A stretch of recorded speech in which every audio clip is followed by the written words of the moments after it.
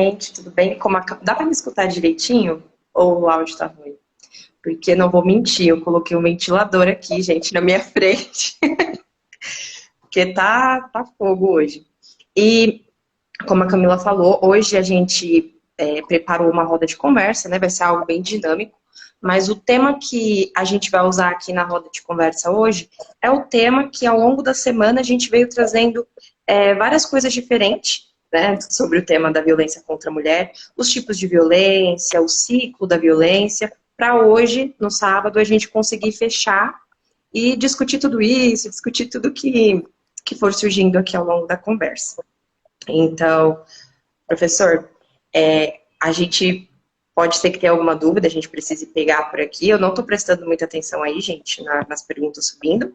Mas como que a Eu gente tô. pensou? Ah, então pronto. Como que a gente pensou em começar? Nós da Lipjur, a gente tem um grupo de estudos. Então, esse tema que a gente está abordando aqui hoje é um tema que já foi estudado no grupo de estudo desse mês. Então, a gente andou lendo e tudo mais. E qual foi uma das dúvidas que surgiu ali, né? A primeira eu vou pedir para você falar um pouco sobre a violência doméstica contra a mulher e depois o porquê, as especificidades da violência ao feminino, enfim, fazer um cruzamento entre essas duas informações. Ok?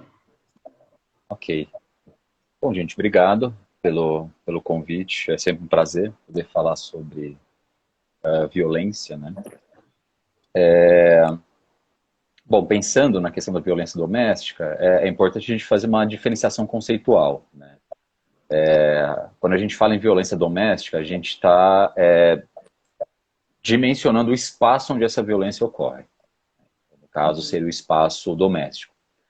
Ela Normalmente, quando a gente trabalha a questão da violência doméstica, a gente trabalha um conceito um pouco mais amplo, que é o conceito de violência intrafamiliar, né? Que diz Uhum. respeito a esse tipo de violência que ocorre entre pessoas aí do mesmo círculo social, pessoas que carregam uma intimidade umas com as outras, mas que podem ocorrer fora do espaço doméstico, né? Então, por exemplo, se a gente vê uma briga de casal na rua, uma violência, né, intrafamiliar, entretanto não é uma violência doméstica. De qualquer forma, assim, se a gente for pegar os dados, por exemplo, apresentados pelo Fórum de Segurança Pública, ele vai mostrar que metade dos casos de violência contra a mulher ocorreram no espaço doméstico, né? E só 29%, 30% ocorreram na rua. Então, o espaço doméstico ainda é um espaço de referência para a gente pensar a violência contra a mulher. A outra questão são as especificidades da relação de gênero, né, que você... Isso, porque quando, Tá, quando a gente estava conversando sobre isso, é como você falou, a gente acabou esbarrando em vários temas. Então a gente acabou esbarrando ali, porque são coisas que estão correlacionadas, né? Mas são diferentes. Então a violência doméstica, a violência intrafamiliar, a violência de gênero, que a gente até teve que fazer uma conceituação. E a gente chegou ao conceito de assim, essa violência contra a mulher ser uma consequência de um problema com o feminino também. Porque a mulher está dentro disso, claro que também tem a mulher trans, que entra aqui também, tem também, no caso, quando a gente leu nos artigos, falava sobre o gay, quando tem uma expressão mais feminina, também ser muito vítima de violência. Então é mais uma isso, conexão por esse caminho mesmo. isso. Não, assim, a gente já conceitua, né, assim, que a violência doméstica ela é essencialmente uma violência de gênero, né?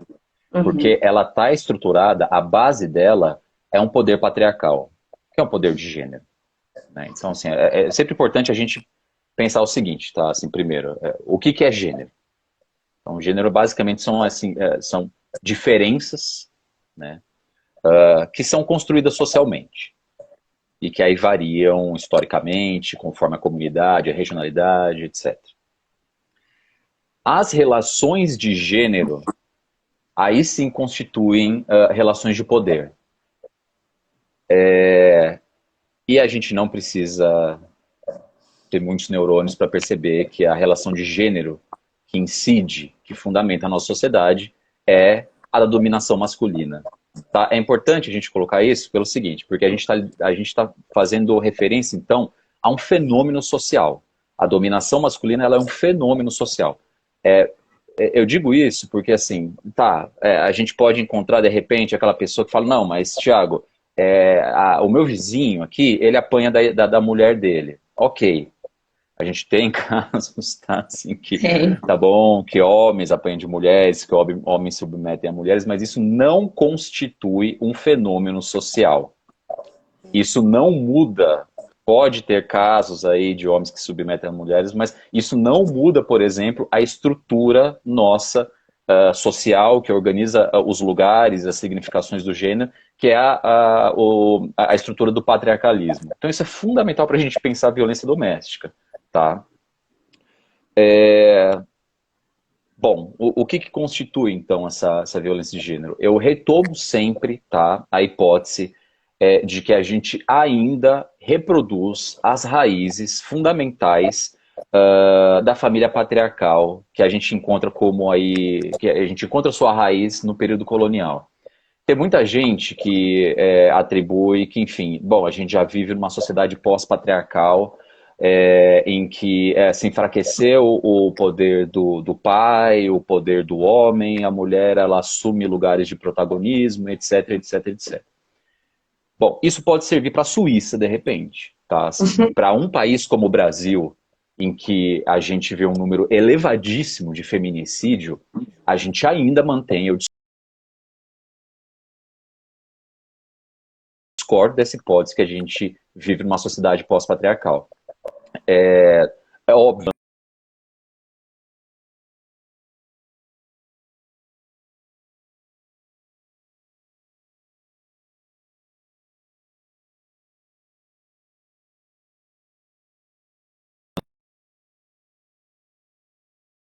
Exposta ainda à raiz nossa colonial, né, esse nosso pensamento colonial. Que é basicamente, então é isso que vai estruturar, vai dar aí as características da violência doméstica contra a mulher. Né? Então, famílias com uma forte relação de hierarquia, de mando e obediência,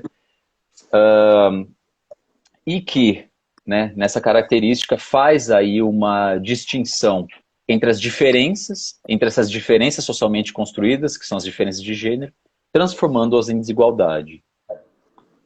E é aí que a gente começa, então, a fazer uma divisão simbólica e concreta do masculino e do feminino. O masculino assumindo esse papel de sujeito, o feminino o papel de objeto, o lugar de objeto. Né? O masculino assumindo esse lugar da ação, da decisão, da chefia, da paternidade, do provimento, né? Então o paterno, o masculino sempre como provedor, e o feminino restrito aí tendencialmente ao lugar de objeto, de passividade, de cuidado e etc. Tá? Isso, gente, assim, é fundamental porque no final esse modelo patriarcal ainda estrutura o masculino como o agente do poder. É por isso que eu digo e eu insisto com vocês que né, comumente quando a gente ouve reportagens sobre violência doméstica, o que a gente imagina na hora? Bom, a violência doméstica, então, ela é aquele momento em que a mulher apanha. Né? Então, é o momento em que a mulher apanha. Só que a gente se esquece que esse nosso modelo de família patriarcal, ele é em si violento. Sim. Porque ele em si já produz violência de gênero. Ele em si já define um lugar de poder e um lugar de submissão. E esse lugar de submissão colocado sobre a mulher. Tá? Por isso, então, a gente sempre situa, né, e é sempre importante, para nós parece um tanto óbvio, né, que a gente já trabalha com isso, mas assim, para o senso comum não é tão óbvio pensar, por exemplo, num tipo de violência que incide sobre o valor da pessoa, sobre o lugar que ela vai ocupar, sobre até onde ela pode se manifestar ou não, que é o que a gente chama de violência simbólica, né? Que é um tipo de violência aí que não incide diretamente no corpo da pessoa, não se torna aí uma violência física, mas é uma violência que se dá sobre o valor da pessoa. Né? E aí quando a gente fala de violência simbólica contra mulheres, que está como fundamento aí, tá como cimento da violência doméstica, é esse papel da mulher identificado enquanto uma extensão do lar, como aquela que deve ser passiva, deve ser, como é, idônea ao marido, e etc, etc. Tá? Então, essa aí que a gente pode pensar como os fundamentos aí dessa violência doméstica contra a mulher. Professor, eu concordo no ponto lá inicial que você falou sobre a gente estar vivendo o pós-patriarcado não ser verdade. Tudo é uma questão de ponto de onde você está partindo, porque talvez no meio acadêmico a gente realmente tenha a mulher tendo mais acesso à educação, a mulher tendo mais acesso a inúmeras coisas, mas, por exemplo, eu fui passar agora as férias com a minha avó e lá no Nordeste, na parte mais pobre, você vê que o patriarcado está em todas as casas. É o homem quem manda, é a mulher que segue. Lá na cidade da minha avó, inclusive no mês que eu estava lá, uma mulher saiu muito ferida porque dois homens brigaram por ela e acharam que podiam, tipo, brigar por ela e como se fosse o Velho Oeste. Então, assim, às vezes está um pouco distante da gente, mas não é a realidade de todo, né, o Brasil. E a gente também discutiu essa questão da construção de gênero, porque quando a gente cria, porque a educação tem um papel essencial, né? E a sociedade já está chegando para esse menino e dizendo o papel que ele tem que ocupar, e está chegando para essa menina e dizendo o papel que ela tem que ocupar. Então, isso pode gerar um adoecimento, uma revolta nessas pessoas, e lá na frente, quando eles se encontrarem numa relação, isso pode ser o que a gente vê nos jornais, né? Porque a gente ensinou certos comportamentos.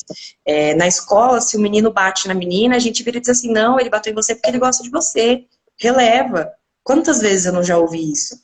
E aí depois, lá na frente, quando são dois adultos, a gente diz, não, mas briga de mulher, de marido e mulher não mete a colher, mas a sociedade meteu lá no começo a colher. Então eu acho que são pontos. Pode falar, já. Obrigada, maravilhosa. Também tem uma questão que eu acho que é muito importante a gente levantar, que a gente até levantou nos nossos posts essa semana, é como essas violências elas atravessam a mulher, né? As discussões, principalmente no âmbito não acadêmico, elas são muito levadas para a questão da agressão física. Sim. E aí a gente até teve uma aula muito maravilhosa com o professor Tiago, onde ele fala pra gente, né, do que é a violência, que é a negação da subjetividade do outro, né, que é quando você olha o outro a partir de uma perspectiva de objeto, e o quanto a violência simbólica, né, ela pode ser muito mais prejudicial do que a violência física. Não que ela não tenha, a violência física não tenha uma significância para a relação daquela mulher com ela mesma até no futuro, mas a violência simbólica, ela marca a gente, né, de uma forma faz com, inclusive, você acredite, você aceite tudo que aquele agressor, né, o que a agressão faz com você. Então, eu acho que é importante, inclusive, a gente, não só no meio acadêmico, mas no âmbito familiar até, trazer essas discussões, né, para o plano real, de fazer se entender, né? Entender o que são esses lugares, que violências são essas, o que são as violências de fato, né? Que a violência não é só um tapa, né? A violência é a forma com que o outro fala, com que o outro define, com como você acaba se definindo a partir do que o outro está definindo sobre você. Sim, verdade. No livro da Lenore Walker que eu estava lendo sobre a mulher que sofreu violência, grande parte das mulheres que foram pacientes dela falam que as marcas a longo prazo vieram mais da parte psicológica da violência, do medo, antes mesmo de apanhar, mas estar sempre sob tensão de, será que eu vou apanhar? Será que ele vai perder a cabeça agora? Será que eu falei besteira? Isso, acho que era 70% delas falavam que não conseguiram se livrar mesmo depois que o agressor se foi. Que sempre fica ali, esperando o momento que alguma coisa ruim vai acontecer. O que eu falei de errado? Tipo assim, muda a identidade da pessoa, a forma como ela se vê. E isso a longo prazo, nossa, é imensurável o dano, né? Então, o professor também a gente tem... não pode Pode falar. esquecer, né, do ciclo da violência, né? O que faz a mulher continuar nesse ambiente que a trata mal, que a machuca, né? Que acaba na violência física, né? Mas que não é só essa, né? Mas o porquê que a mulher fica nesse ambiente, né? Que a trata tão mal, né? Sim. E essa semana a gente trouxe essa parte do ciclo da violência, né? Para entender um pouco, para trazer a realidade dessa violência doméstica, né? Sim. E eu acho que a gente pode, inclusive, falar um pouco disso, porque durante a pesquisa a gente viu muito o senso comum. Esse é um tema que, durante a pesquisa, a gente consegue perceber que tem uma mão muito forte do senso comum, a mão da cultura, né? Então, assim, tem uma coisa ali que está entrelaçada com a violência contra a mulher, que é muito mais forte do que, às vezes, a lei, né? O fator cultural, o senso comum, consegue ter uma imposição maior. Tanto que as vítimas acabam tendo dificuldade de perceber a violência por causa disso. Então, professor, a gente consegue falar um pouquinho sobre a dimensão dessa violência? Por que às vezes essa mulher fica lá? Coisas, pequenas coisas que a gente pode observar que podem causar esse comportamento? Eu vou aproveitar e também já complementar algumas falas, né, que vocês trouxeram, e aí eu emendo com essa resposta, né. Okay. O nosso trabalho de prevenção à violência e de, na verdade, depois, prevenção em todos os níveis, primário, secundário e terciário, mas sobretudo esse trabalho de acolhimento, né, a vítimas de violência, mulheres vítimas de violência, a nossa maior barreira para se atravessar é uma coisa chamada naturalização, né? Toda violência estrutural, pode ser ela fundamentada no patriarcado, no racismo estrutural, na homotransfobia, ou melhor, na heteronormatividade, né? Heterocisnormatividade. Vejam, é um tipo de violência que estrutura as subjetividades, que constitui as subjetividades segundo uma ética, uma estética, uma política específicas, né? Então, que vai determinar, em termos éticos, o que é bom, o que é mal, em termos de raça, em termos de classe, em termos de gênero, o que é o belo e o feio, também em termos de raça, classe, gênero, capacidade, etc. E a política, né? Então, assim, quem vai ser detentor ou não de determinado poder, né? Quem vai assumir determinado lugar de poder. Eu digo isso porque quando a gente fala em patriarcado, a gente está falando justamente desse tipo de estrutura que forma, que forja uma determinada subjetividade, tá? É por isso que a gente vê, eu insisto, né, assim, esse fenômeno da submissão, por exemplo, da dominação masculina, da submissão da mulher, em situações assim que a gente não espera e de pessoas que a gente não espera, né? Eu vou dar um caso, tá? Que ele é meio assim, não muito acadêmico, mas eu acabei tendo que acompanhar esse programa de televisão por conta de umas coisas que eu andei escrevendo sobre ele e tal, que foi o Big Brother, né? Joga na roda, aquelas. E que aí, enfim, aconteceu aqueles vários tipos de humilhação social ali dentro, mas aí quando a gente vê, por exemplo, a relação lá da Carla Dias com o rapaz lá, todo mundo fica angustiado ali, né, assim, de ver como que ela se submete àquilo. Ora, mas é justamente aquele lugar que é colocado a mulher, né, que delimita até onde ela pode ir ou não, né, ou até onde ela pode sentir algo ou não. É ali que se define, por exemplo, o lugar da culpa, né, de que, bom, o que eu fiz para ele estar assim comigo, né? Veja que até a nossa forma de se relacionar com o outro é determinada também, em sua raiz, pela questão do gênero, né? Então, eu insisto pelo seguinte, porque quando a gente está falando de naturalização, a gente está falando basicamente de um sentido, né? De um sentido que é inculcado em nós, né? Na qual nós somos criados, nós somos forjados aí enquanto masculino, feminino, homem, mulher, etc, etc. É por isso que a gente sempre fala que a violência simbólica ela é a mais poderosa de todas, porque ela faz sentido para a vítima, né? Que a vítima se identifica, ela forma a identidade dela a partir dessa ética, dessa estética, dessa política, por exemplo, do patriarcado, da dominação masculina, né? Tentar desnaturalizar isso na mulher, no final é fazer um trabalho também de desidentidade, que a gente chama de desconstrução sempre, né? A pessoa desconstruída e tal, se torna um tanto abstrato isso, mas a gente está lidando diretamente com a identidade dessa pessoa.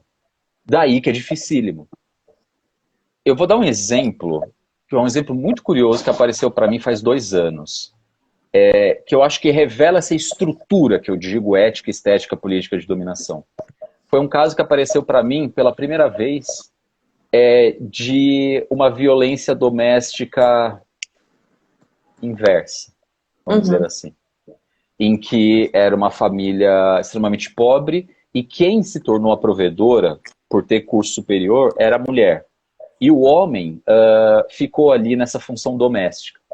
E é muito interessante como aconteceu situações em que essa mulher passou a ter aquele comportamento que normalmente a gente vê no homem violento. Então, trabalhava em 2 trabalhos, chegava estressado em casa, normalmente bebia, então chegava bêbada em casa, e aí fazia toda uma pressão no marido, que não tinha cuidado direito da casa, e assim vai.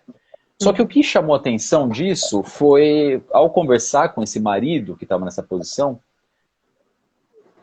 é uma posição diferente para o homem hoje, né? Que coloca aí em jogo essas representações sociais do homem na sociedade patriarcal, né? Mas é muito interessante como os amigos dele chamavam ele, né? Quando a gente questionou isso, eles falavam, não, os meus amigos estão dizendo que eu virei a mulherzinha da família. Então vocês percebem, a gente pode até falar, não, olha, estamos diante de uma família pós-patriarcal. Só que é isso que eu insisto, o que fundamenta o sentido dessas relações ainda é o patriarcalismo. Eu insisto, a gente pode falar em sociedade pós-patriarcal, talvez lá na Suécia, na Noruega, na Suíça, não sei. Aqui no Brasil, a gente, bom, acho que a pandemia revelou isso, né, gente? A gente ainda está constantemente reatualizando esses nossos laços patriarcais, tá? Bom, com relação ao ciclo de violência contra a mulher,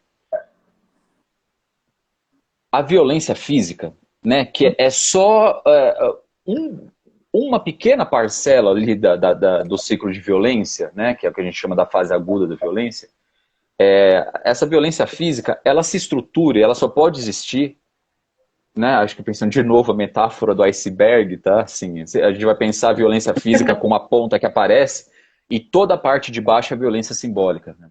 Então, é toda a parte de humilhação, toda a parte de submissão, por exemplo, tanto do homem quanto da mulher, a esses valores patriarcais, né? A esse sentido de existência, de construção de sentido, de formas de se pensar, desejar, expressar seus afetos, etc., forjado sobre a dominação masculina, forjado sobre a dominação de gênero.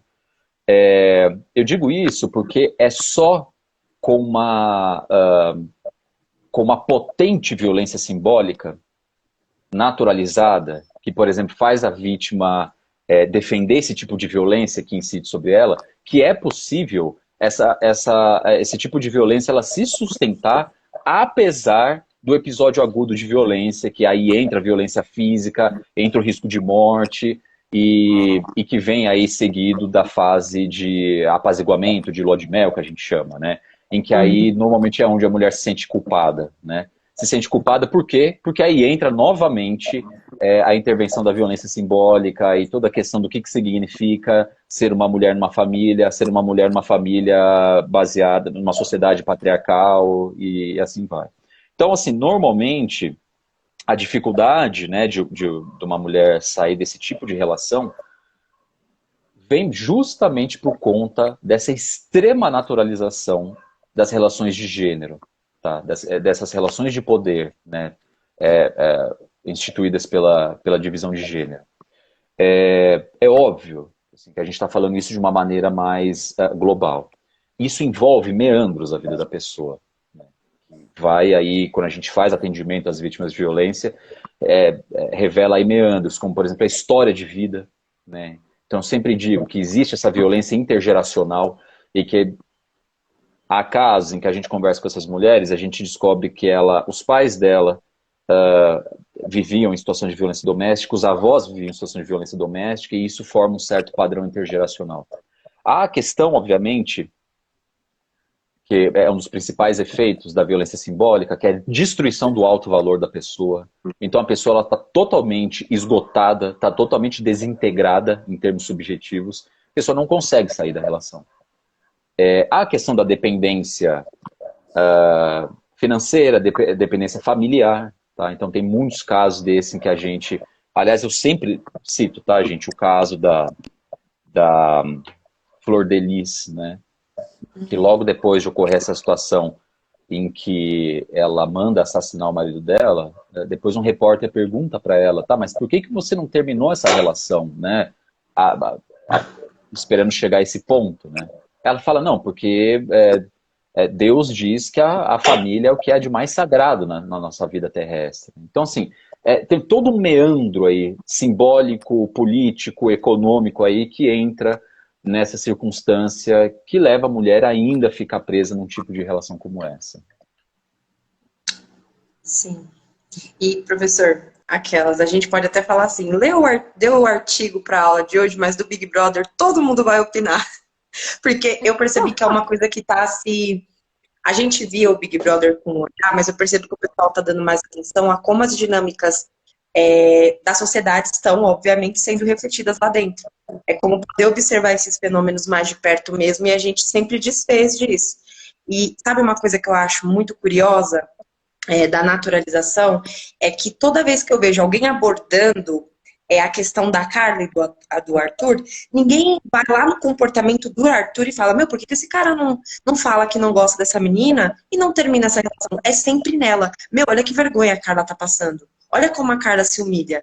Olha como a gente naturaliza que a pessoa que está sofrendo a violência, a gente fala mais sobre o comportamento dela do que do agressor. Então, assim, isso, para mim, as pessoas que estão tentando militar, ajudar, mostram a naturalização, sem perceber. Porque imagina essa pessoa quando sair e olhar que todo mundo esperava isso dela, como se ela já não tivesse culpa suficiente para enfrentar, né? Então eu acho isso um ponto muito interessante da naturalização, porque dá para ver em cada um. Até quando o assunto é falado, nunca é Arthur, não, Carla Dias se humilha para Arthur. Carla Dias faz papel de... Esse dia eu vi no artigo do jornal. Carla Dias faz papel de trouxa, volta de quarto de não sei o que e se ajoelha em frente do Arthur. Eu falei, gente, como assim? Então, realmente, até quando a dinâmica, como você falou, é inversa, como a gente já viu, já tem várias situações de dinâmica inversa, o lugar desse agredido tem nome. É tipo, ele é a mulherzinha mesmo. Existe um nome para esse lugar. Que mesmo quando a gente vê que as pessoas costumam falar muito, nossa, mas por que só falar da violência contra a mulher? Mas por quê? O homem também tem problemas. O homem morre mais que a mulher, né? E assim por diante. Mas esse lugar tem nome, ele tem dono. É designado para mim, para Camila, para Jéssica, em algum momento da nossa vida, né? Então eu acho que isso é importante. Sobre o ciclo da violência, tem uma questão. Eu lembro de uma professora, a professora Cláudia Iaiz, uma vez, falou sobre quando existe uma violência assim, muitas vezes a gente precisa entrar na dinâmica do casal para poder ajudar essa pessoa a entender. Porque tem coisas ali naquela violência que eles compartilham que a gente de fora, se não conseguir se aprofundar, não consegue conscientizar essa pessoa.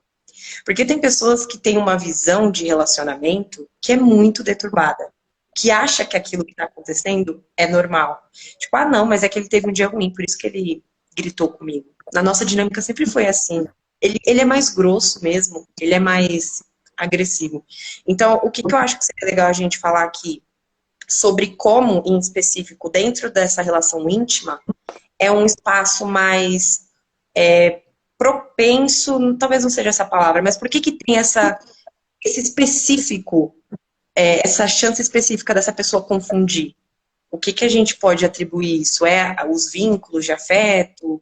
Então, o que para a gente poder... Foi uma coisa que a gente discutiu no grupo e a gente ficou ali tentando pegar o fio da meada. Sim, inclusive, Confundir em que sentido? Desculpe, mas Por confundir em exemplo, que sentido? sabe, pode falar, Gé. Acho que a Jéssica vai complementar. tá. Inclusive, o pessoal trouxe muito no grupo de estudos, né? Qual é essa raiz de fato, sabe? De onde vem a história para que a mulher ela esteja nesse lugar, né? Porque a gente ficou ali, a gente escolheu alguns artigos discutindo sobre, mas nenhum deles abordava a história, né? Como foi que a mulher passou a ser vista? Aí o pessoal até trouxe a história da Lilith, e aí um outro trouxe uma outra versão. Adão e Eva.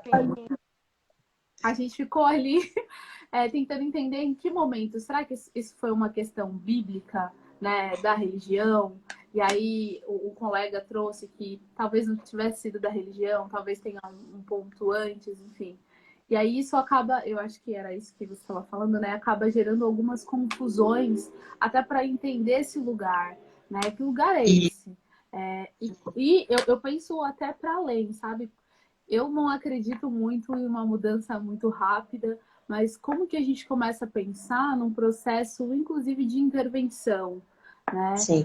Principalmente para as mulheres que têm menos condições. Não que eu esteja dizendo que, por exemplo, as acadêmicas ou as mulheres que têm mais cultura ou acesso à informação consigam sair com facilidade de uma relação, porque isso é um processo Uhum. até inconsciente, mas as camadas que têm menos acesso ainda, né? Como a gente consegue levar, né? Como que a gente consegue acessar essas pessoas? Como que a gente consegue reformular, né, esses comportamentos sociais?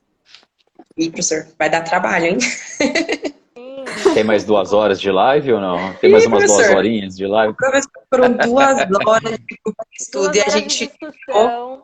com a mão vazia. Da onde que surgiu isso? Em que momento que a mulher ocupou esse lugar, né? Da onde Isso. que surgiu? Será que foi a maçã da Eva? A gente... Deve ter Ó, sido. Deve ter sido a maçã. Bom, o patriarcalismo, ele é, enfim, ele é fundante, né? Então, assim, uhum, ele é fundante na nossa sociedade, vem com aí a divisão social do trabalho.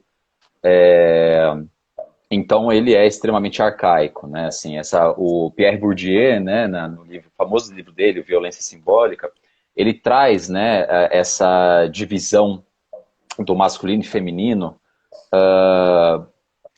a partir de estudos antropológicos, né? Então, que a gente já via já em sociedades, sei lá, tribais, em hordas primitivas, essa divisão que, por exemplo, ocorreu entre o masculino e o feminino. Normalmente o masculino, normalmente não, a tendência aí era o masculino associado à potência, ao sol, à atividade, à luz, e a mulher associada à passividade, à lua, ao doméstico, ao cuidado, etc. Então, né, eu insisto, foram estruturas extremamente arcaicas que foram se complexificando aí, nesse tipo de divisão, né? Eu não gosto, sinceramente, nos fenômenos sociais de pensar em gênese, em origens. Então, vamos tentar delimitar o ano zero de nascimento do patriarcalismo. Isso se torna uhum. muito abstrato, né? Mas a gente tem que pensar assim, quais foram as formas que criaram isso, né? E uma das formas se deu a partir dessa divisão do trabalho, se deu a partir dessa constituição de um mundo simbólico mesmo, religioso, etc. Enfim, tá? Com relação, gente, ao que vocês trouxeram, né? A gente tem que pensar que a violência, né? Ela é um fenômeno multideterminado. Então, assim, a gente está falando a estrutura em que essas determinações elas podem ser postas, tá? A gente está falando da estrutura do patriarcado que põe essas determinações, essas demais determinações. Então a gente está falando dessa base. Mas, obviamente, de como isso ocorre, do porquê que a mulher se mantém ali, aí vem a necessidade dessa escuta, né? E, aliás, mais, né? A escuta da mulher e do homem também, né? Que a gente também se centra sempre na vítima e a gente esquece do autor da violência. Eu trago isso porque a gente, enquanto profissionais da saúde, a gente precisa, no atendimento a casos de violência, realmente se voltar para essa psicodinâmica familiar. Para saber, por exemplo, que tipo de valores, que tipo de fantasia orienta essa relação violenta. Tá? A gente pode encontrar, de novo, tanto relações que a gente vê como uma violência intergeracional, que vem desde os bisavós dessa mulher, a gente vê o mesmo padrão de violência, e também do homem, né? A gente pode ver questões mais específicas, né? Igual acompanhei certa vez, né? Enfim, não vou dar muitos detalhes, né, do caso, mas era uma mulher que vivia um tipo de situação como essa, já estava totalmente separada do marido, vivia com os filhos ali, não conseguia sair de jeito nenhum da casa. A gente conseguiu até mobilizar vários recursos aí da assistência social, recursos jurídicos e tal, para ela conseguir sair de casa. Ela ficou uma semana e voltou. E depois, quando a gente se aprofundou na história dela, a gente descobre, depois de muito tempo, tá, que ela já teve, antes dessa família, ela teve um outro casamento que também passou por situação de violência. Ela teve 2 filhos daquele casamento que a gente não sabia da existência deles. E que quando ela se separou, esses filhos ficaram com o ex-marido e ela perdeu contato com eles, assim, totalmente. E ela se sentia, por exemplo, muito culpada em relação a isso. Você vê que assim, a gente está vendo a estruturação de novo, de toda uma dinâmica cujo cimento é ainda uma sociedade patriarcal, né? E que gerou, por exemplo, ali uma enorme angústia dela, e é aí que ela fala, bom, eu não quero sair. Quer dizer, ela não fala, né? A gente chega junto nisso, né? De, bom, eu não quero sair desse atual relacionamento, por pior que esteja, né? Porque eu não quero novamente perder meus filhos, né? Já perdi os 2 primeiros, eu não quero perder os que eu tenho agora. Então, eu insisto, né? Assim, tem toda aí uma história, né? Assim, uma tragédia, não uma comédia, mas uma tragédia da vida privada aí que ocorre, mas cujo cimento, cujo magma ali, tá? A raiz fundamental ainda é uma sociedade calcada em valores patriarcais, tá bom? Então, eu insisto, a gente precisa pensar sempre isso de forma multideterminada. Porque também se a gente... e sempre pensando que o patriarcalismo, ele põe, tá, essas determinações culturais, afetivas, familiares e tal. É importante isso porque senão também a gente perde essa dimensão mais singular desses casos de violência, dessa psicodinâmica familiar. Porque senão a gente sempre vai ficar pensando, bom, é patriarcado. Não, ocorreu isso por conta do patriarcado. E a gente perde eu insisto, essa tragédia da vida privada, tá?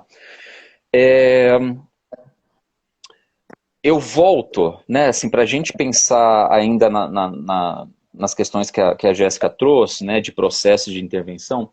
É muito interessante que eu volto na questão do Big Brother, tá? Porque... E tudo retorna. Porque no Big Brother, né, assim, parece uma referência, daqui a pouco o pessoal vai colocar em referência bibliográfica, né? Aprendi com o Big Brother, né? BBB 21, né? BBB 21-2021, né? O Big Brother é muito interessante, gente, porque veja, eu até escrevi isso num artigo que eu publiquei no site A Terra é Redonda, tem escrito, né, quinzenalmente lá, em que eu falei da violência do ódio branco, né? Então o artigo chama 2 minutos de ódio branco, que era justamente isso, essas pessoas, por exemplo, que despejaram esse ódio, né, sobre a Carol Conká, despejam esse ódio porque fariam exatamente a mesma coisa que ela. Né? Assim, desculpa, não é possível que o Brasil ele é tão desconstruído dessa maneira, assim, que ela foi votada com 99%. Se o Brasil tivesse 99% de pessoas que são contra a humilhação social, a gente não estaria com um genocida no poder. Assim, então, calma lá, assim, né? Calma lá, gente. Mas é interessante porque eu volto na questão, assim.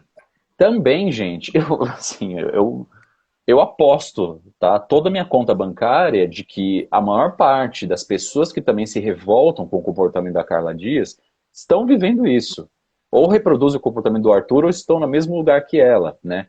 E por que isso? É muito interessante, porque a gente enxerga isso, o absurdo disso, na relação quando é um outro ali que aparece numa tela, mas é algo tão naturalizado pra gente que a gente não consegue enxergar em nós, né? Então eu lembro um caso também já vai fazer uns 4 anos já, de uma amiga minha que fazia doutorado, tá, em psicologia social, era militante nessas questões de gênero e de repente ela termina um casamento em que ela sofria violência doméstica, estava sofrendo, passando pelo ciclo da violência, só que só conseguiu enxergar isso muito tempo depois que a coisa começou a se agravar, depois que teve que ter apoio das amigas ali para tentar fazer com que ela enxergasse isso, percebesse que ela estava passando por uma situação de violência doméstica, que ela tinha que ir buscar medida protetiva e assim vai, né? Eu insisto, é aí que a gente vê o poder da violência simbólica. Assim, até uma pessoa que já estava ali no doutorado e brigava pelas questões de gênero, era algo tão intrincado nela, assim, tão íntimo, tão parte dela, esse tipo de violência, esse lugar que a mulher é colocada, que ela também não estava enxergando ali. Né? Então, isso é fundamental para a gente entender. Eu insisto, se a gente quer iniciar esse trabalho de prevenção à violência, sobretudo a prevenção à violência doméstica, tem que se iniciar com esse processo de desnaturalização, que é um processo dificílimo, tá? As amarras não são as amarras, as correntes que prendem as pessoas em relações de gênero são dadas muito menos pela violência física, porque a violência física ela amedronta, ela afasta as pessoas. A violência simbólica faz você amar as correntes, faz você se identificar com as correntes que prendem você. É aí que a gente precisa pensar o trabalho de prevenção à violência, tá?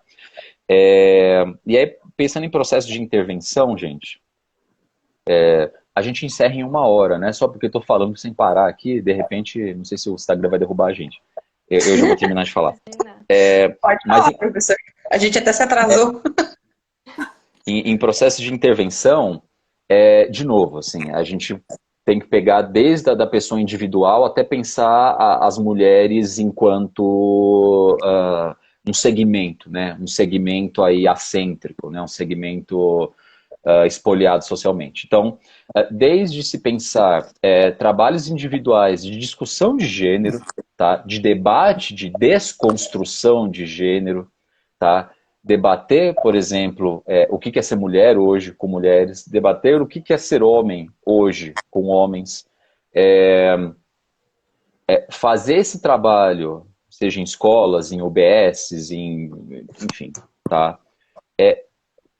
E indo para a outra ponta, também, gente, assim, pensar na questão da inclusão social, tá? Que a gente não pode esquecer também que, de novo, para a gente não cair num raciocínio também fatorialista, complicado, de dizer, não, a causa de tudo é o patriarcado, né? Que eu insisto com vocês, o patriarcado ele põe essas determinações. A gente tem que pensar os meandros dessas determinações. Pensar também, gente, que a vulnerabilidade social, ela resulta em violência, tá? Apesar, e acho que é algo importante da gente colocar, que a violência é um dos fenômenos mais democráticos que a gente tem, né, que ela atravessa todas as classes sociais, a gente infelizmente enxerga a violência mais nos segmentos populares, que é onde chega a denúncia, né? Então eu sempre lembro a vocês que no ano passado a gente viu aquele famoso caso de Alphaville, em que uma mulher chamou a polícia por conta de violência doméstica que ela estava sofrendo, e vocês viram o que aconteceu com um policial ali, assim. Eu vi. Não chega. Esses casos não chegam nas classes, nas elites, nas classes mais abastadas. Então, eu insisto, infelizmente a violência doméstica é um tipo de violência que incide sobre todas as classes sociais. Mas a gente vê ali a sua maior expressão, os seus números mais nas classes mais vulnerabilizadas, mais pobres, porque é ali que, enfim, é ali que se considera a tal da desinteligência e etc.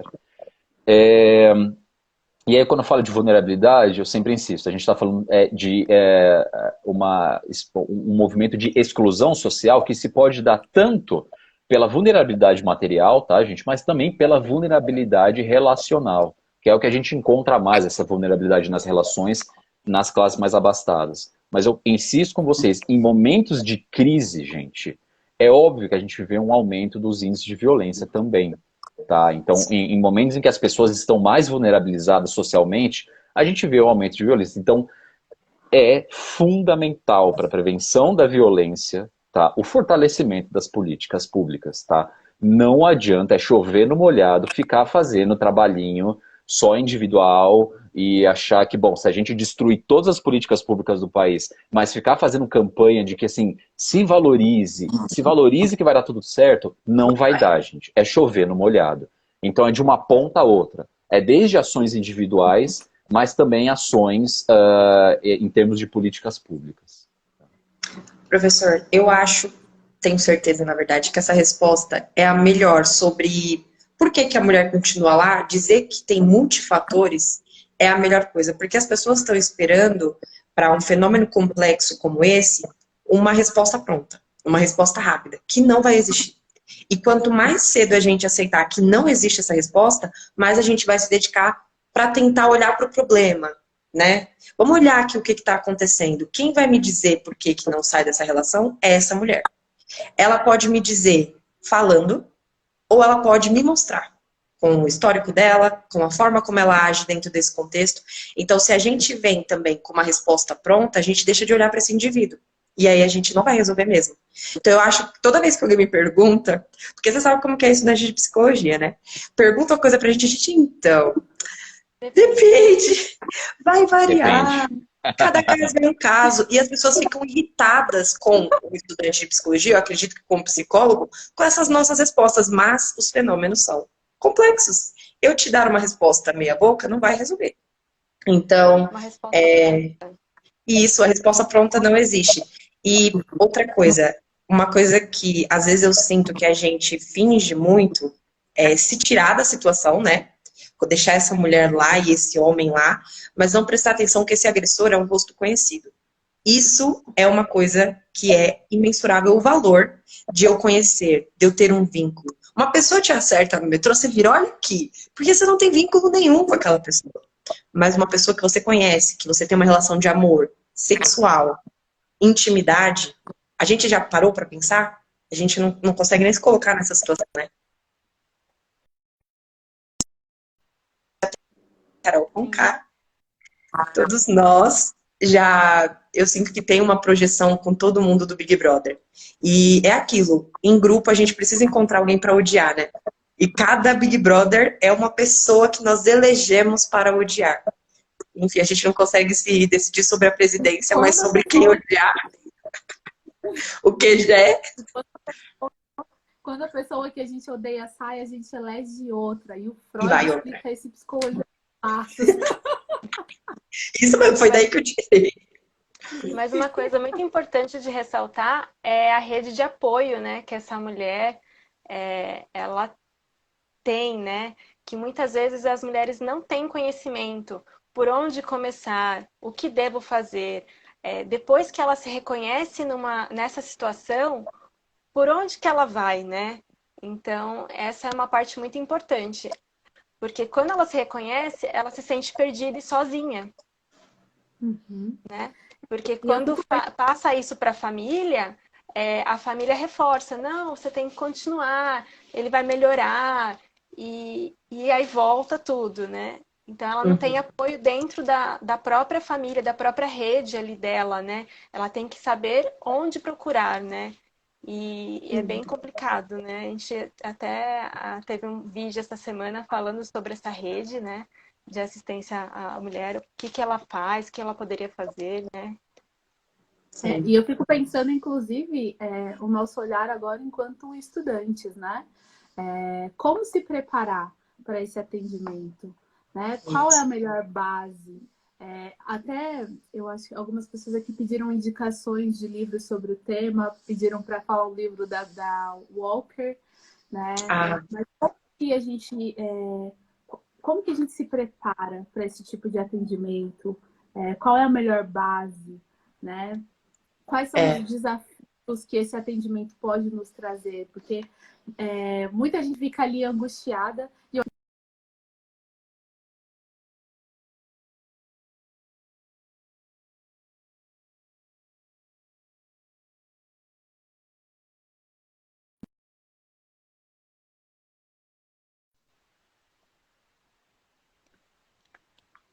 Assim, gente, tem algo assim que é lei da vida, tá? Atendimento a casos de violência precisa ser um atendimento psicossocial. Precisa ser um atendimento interdisciplinar.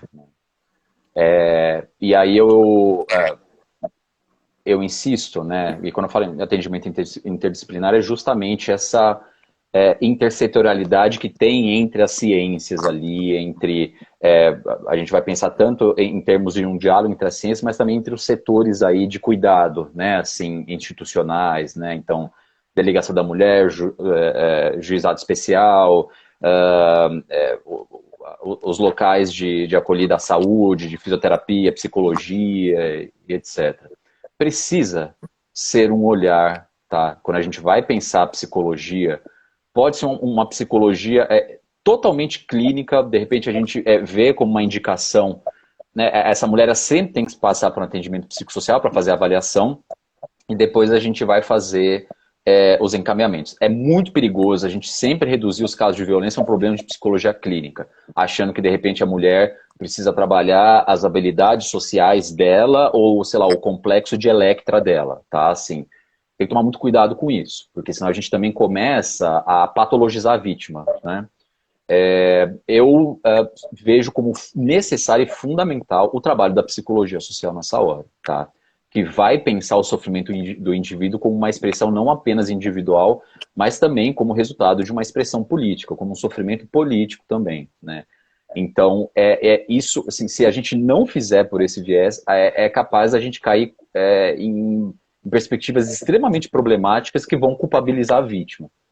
De falar, tá vendo? Isso resulta justamente aí da relação que você tem com o seu pai, né? E aí tá o problema. Então, assim, então quer dizer então que eu sofro violência porque eu tive uma questão com meu pai. Ou sei lá, porque você não tem inteligência emocional, ou outras essas abordagens aí psicologizantes que caem em superficialismos e etc, né? Se vocês me permitirem, gente, eu gostaria também de, assim, eu sei que vocês já divulgaram, mas acho que é sempre importante quando a gente faz encontros aí para discutir violência, seja suicídio, seja violência doméstica, onde buscar ajuda, né? Então, é sempre importante lembrar, tá, que existe aí uma central de atendimento à mulher vítima de violência, que é o 180, tá? Enfim, ele é especializado, tá, nesses casos.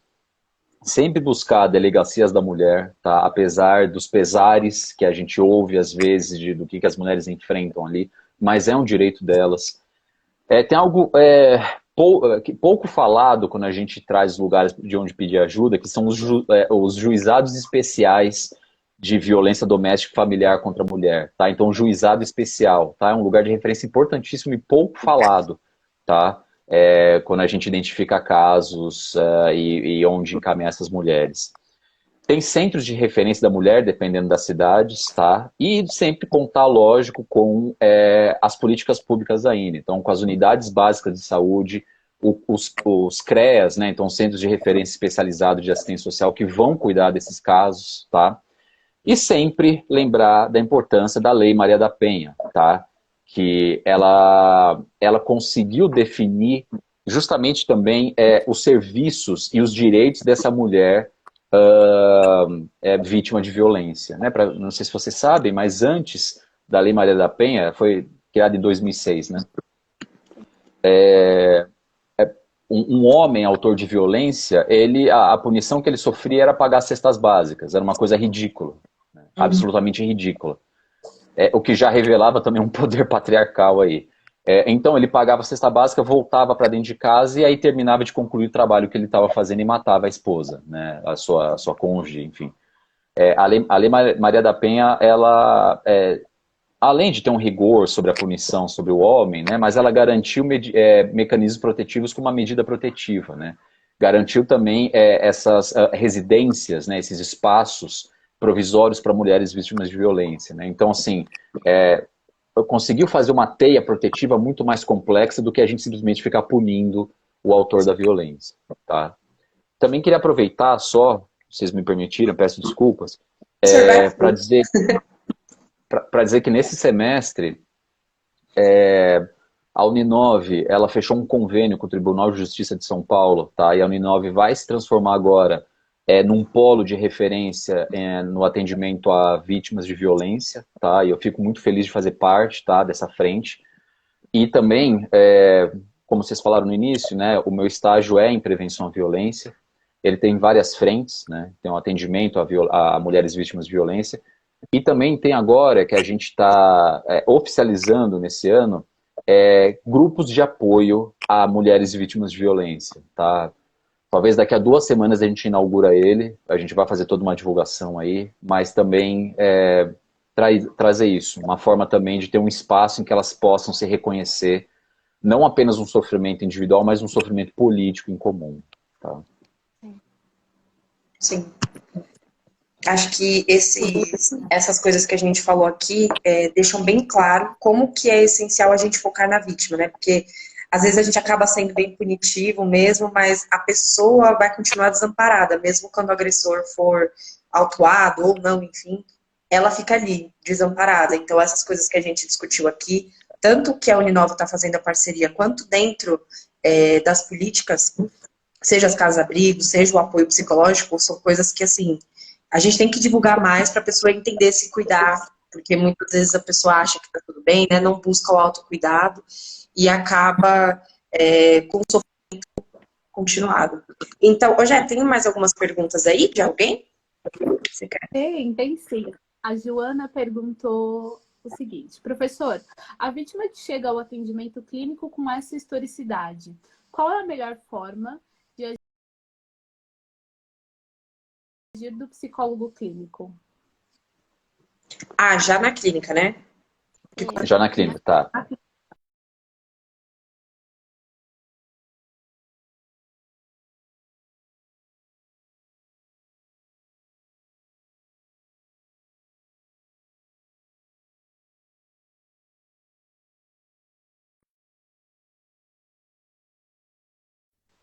A vítima a procurar a rede, tá? A rede de proteção. Então, pode se iniciar, por exemplo, com a vítima indo buscar ou uma UBS, que é uma porta de entrada para a saúde, ou, vamos lá, tomando muito cuidado, tá? Ou procurar um CRAS, tá? Um Centro de Referência de Assistência Social, que é a porta de entrada da assistência social, mas já sabendo que o CRAS não atende esses casos. O CRAS, ele vai encaminhar para o CREAS, que aí sim é o especializado, mas normalmente a porta de entrada é o CRAS, tá? Dificilmente alguém bate lá no CREAS e o CREAS acolhe. Também buscar, dependendo da gravidade do caso, delegacia da mulher. Então fazer esse estímulo, a questão da delegacia da mulher, porque eu insisto, gente, dependendo da gravidade, já na delegacia da mulher, já consegue se estabelecer ali, na hora, a medida protetiva e também o encaminhamento para alguma casa-abrigo, para alguma residência de proteção, tá? Então é fundamental não centrar isso, é lógico, é importante trabalhar a dimensão individual da pessoa, a fantasia dela, a relação com o pai, não tenha dúvida alguma, que isso é fundamental.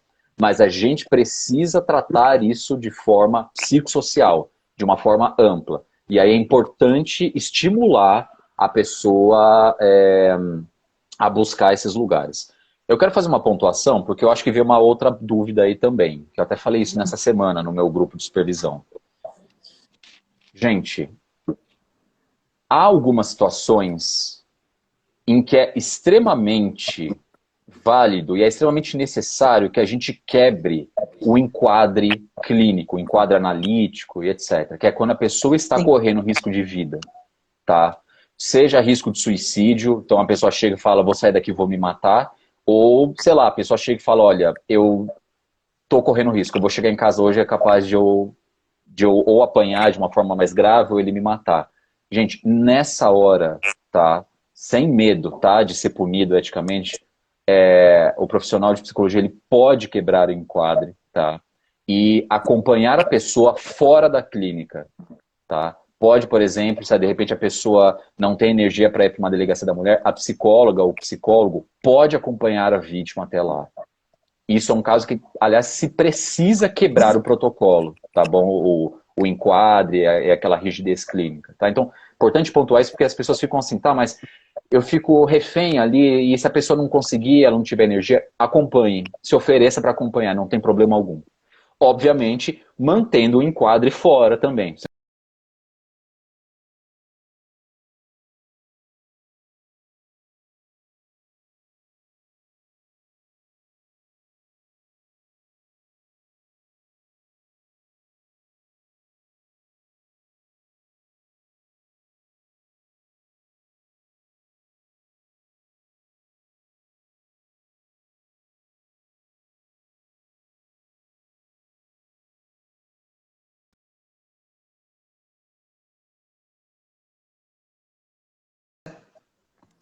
Pode falar.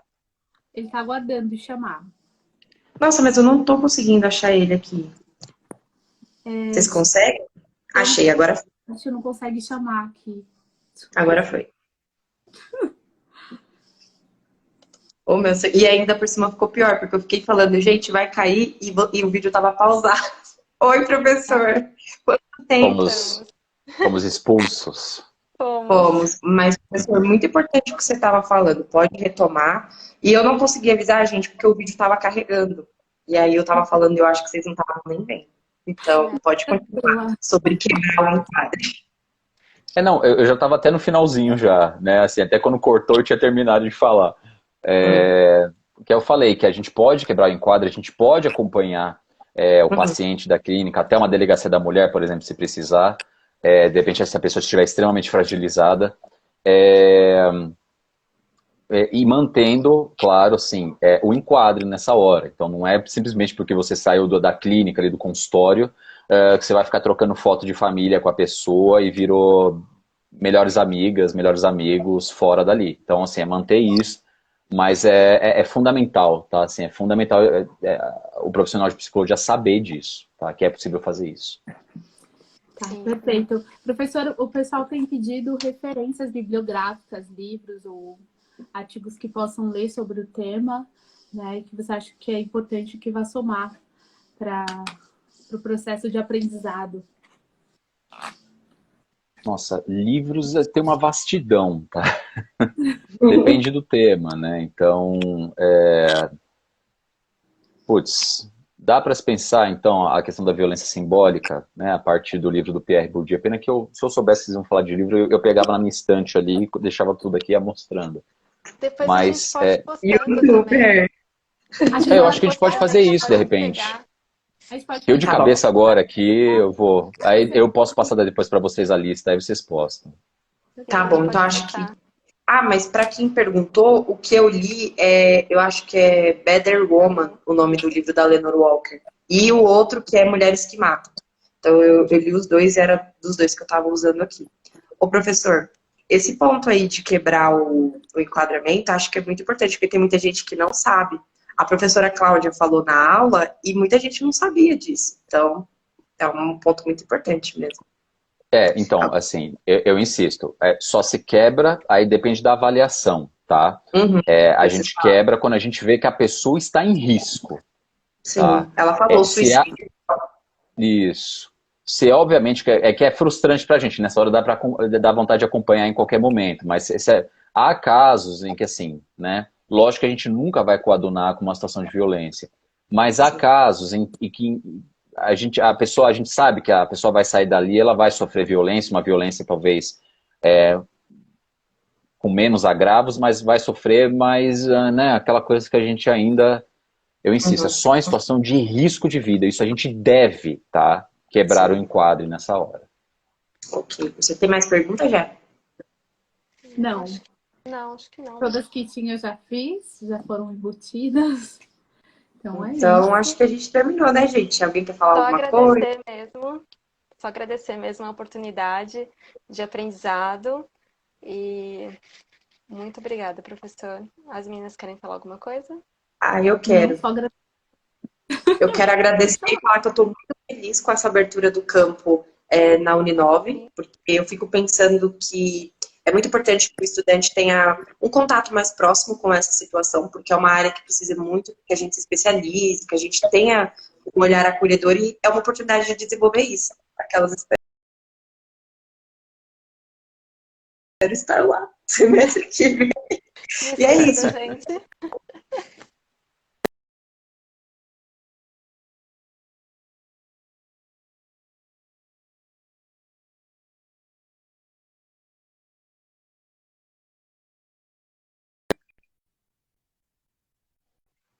Divulgação, se vocês puderem ajudar na divulgação, a gente agradece. Pode deixar. Pode contar com a gente. Divulgaremos, sim. Obrigada, viu, Obrigado, gente. Foi um prazer. Então é isso. Muito obrigado. Valeu. Beijo, gente. Até Tchau. mais, tchauzinho. Tchau, gente. Obrigado. Obrigada a todos que participaram da live, que estão com a gente até Isso. agora. Sim. Isso mesmo, gente. Obrigada. Tchau, tchau. Tchau, gente.